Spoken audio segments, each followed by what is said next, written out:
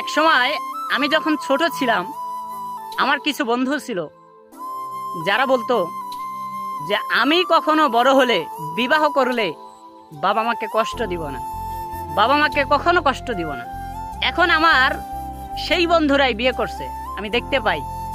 সে বিয়ে করার 6 মাসও যায় নাই, 6 মাস না যেতেই তার বাবা মার সংসার থেকে সে আলাদা, বাবা মার কাছ থেকে সে আলাদা। বাবা মার ভাতের পাতিল আলাদা, তার ভাতের পাতিল আলাদা। কেন জানেন?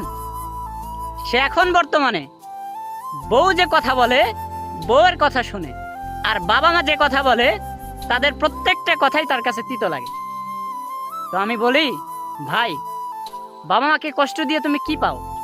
পারছো কোনো কিছু করতে? পারো নাই।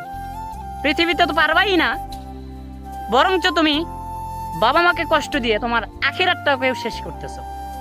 বন্ধু আমার, আল্লাহ তো বলছেন যে মা বাবার সাথে এমন আচরণ করো তারা যেন তোমার কারণে শব্দ পর্যন্ত না করে।